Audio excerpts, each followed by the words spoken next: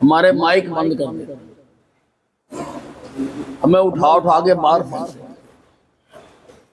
आज मैं अपनी जनसभाओं में भी जहां पर माइक खराब होता है मैं हटा देता हूं और मैं लोगों को कहता हूं कि उनको इस देश का में कुछ भी ठीक होता नजर नहीं आता। वो डिप्रेशन के शिकार हो। अम्बाला छावनी से मैंने पानी पिया है, अम्बाला छावनी की मैंने हवा खाई है, अम्बाला छावनी के स्कूलों से मैंने शिक्षा प्राप्त की। साहब के साथ मेरी दोस्ती बहुत पुरानी है और मेरे को ऐसा हुड्डा साहब नहीं बनाया, क्योंकि जब 2009 से 2014 तक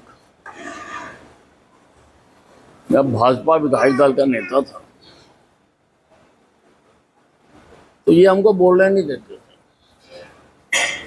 हमारे माइक बंद कर देते, हमें उठा उठा के बाहर फेंकते थे। तो उससे ही मैं ऐसा बना। उससे पहले तो मैं सीधा साधा आदमी था, उसके लिए हमें संघर्ष करना पड़ा और मुझे अपनी आवाज बिना माइक के बुलंद करने को। आज मैं अपनी जनसभाओं में भी जहां पर माइक खराब होता है मैं हटा देता हूं और मैं लोगों को कहता हूं कि मुझे ऊंचा बोलना आ गया और उसका क्रेडिट मैं हुड्डा साहब को देता हूं सब जगह। तो हमारी दोस्ती पुरानी है, इसलिए नथिंग पर्सनल, लेकिन बात का जवाब बात में देना पड़ा। अब देखिए सुरजेवाला जी बहुत समझदार हैं, लेकिन वो हार की कुंठा से ग्रसित है और उससे वो बाहर नहीं निकल पा रहे। वो उनकी पार्टी द्वारा उनको निगलेक्ट एंड इग्नोर करने से दुखी है, इसलिए नेगेटिविटी उनके ऊपर बहुत हावी होती है। उनको इस देश का में कुछ भी ठीक होता नजर नहीं आता, वो डिप्रेशन के शिकार हो गए, इसीलिए हमेशा रोज इसी प्रकार की बातें करते हैं। जिस प्रकार से वेस्ट बंगाल में कानून व्यवस्था बिगड़ी हुई है और धर्म विशेष के लोगों के धार्मिक आस्था के चिन्हों के साथ अपमानजनक घटनाएं हो रही हैं, उसी की ओर मिथुन चक्रवर्ती जी इशारा कर रहे हैं, उसी की तरफ वो देश का ध्यान आकर्षित कर रहे हैं। अम्बाला को तो हमने बहुत कुछ दिया है और जब तक सांस रहेगी, जितनी ताकत बनेगी, हम देते ही रहेंगे। अम्बाला छावनी से मैंने पानी पिया है, अम्बाला छावनी की मैंने हवा खाई है, अम्बाला छावनी के स्कूलों से मैंने शिक्षा प्राप्त की है, अम्बाला छावनी के बैंक में मैंने नौकरी की है। तो मैं उसका बदला उतारने के लिए यहीं की हवा खा खा के मैं इतना बड़ा हूँ और मुझे जब जब ईश्वर ने ताकत बख्शी है मैंने यहाँ काम करने के लिए। मेरे कामों की श्रृंखला बहुत लंबी है, मैं उनको नहीं दोहराना चाहूँगा, लेकिन जो आप पूछ रहे हो तो मैंने अभी दिए। मैंने 50-50 लाख रुपए 2 सरकारी स्कूलों को दिए, एक बीसी बाजार में और एक रामबन।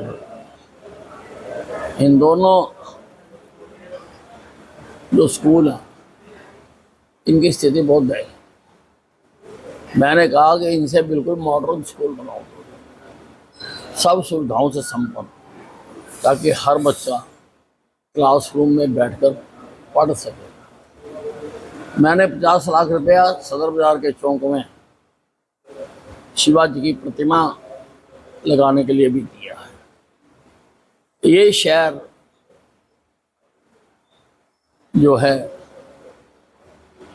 जो हमारे मान्य हैं, जो हमारे श्रद्धा के केंद्र हैं, उनके लिए जाना जाए, मैंने सुभाष पार्क बनाया और नेताजी सुभाष चंद्र बोस की प्रतिमा रखी। मैंने एसडीएम कॉम्प्लेक्स में शहीद आजम भगत सिंह की प्रतिमा रखी। मैं जीटी रोड पर 22 एकड़ में एशिया का सबसे बड़ा म्यूजियम आज़ादी की पहली लड़ाई के शहीदों को श्रद्धांजलि देने के लिए बना रहा हूँ। इसी प्रकार से शिवाजी की जो कुर्बानियाँ हैं उसको भी ये देश नज़रअंदाज नहीं कर सकता और हर वक्त लोगों को उनसे प्रेरणा लेने के लिए, उनको याद रखने के लिए बाजार के बीचों बीच शिवाजी की प्रतिमा लगाने के लिए भी मैंने 50 लाख रुपए दिए। मैंने रेलवे स्टेशन के पास तो स्वागत द्वार बहुत पहले बना दिया था। अब जगाधरी रोड पर भी जहाँ से अम्बाला में प्रवेश करते हैं वहाँ भी स्वागत द्वार बनाने के लिए मैंने 34 लाख रुपए दिए हैं। इसी प्रकार से एक धर्मशाला को भी वो बन रही थी, अधूरी है, उसको भी मैंने 25 लाख रुपए और दिए। तो ये काम तो हम लगातार करते रहते हैं।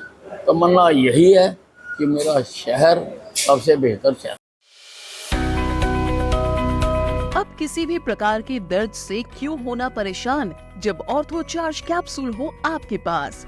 सभी प्रकार के दर्द में आयुर्वेदिक पद्धति पर आधारित रामबाण इलाज कबीर औषधालय का ऑर्थो चार्ज ऑयल कैप्सूल और सिरप आपको देता है तुरंत आराम। अनेक प्रकार के दर्द जैसे sciatica, spondylitis, rheumatic pain, arthritis, lumbar pain, सभी दर्द को दूर करने का रामबाण इलाज 100% आयुर्वेदिक जड़ी बूटियों से बनाया गया ऑर्थो चार्ज कैप्सूल और ऑयल एक बार प्रयोग में अवश्य लाएं। अधिक जानकारी के लिए संपर्क करें। एड्रेस कबीर औषधालय, सेक्टर 14, सोनीपत, दिल्ली, NCR।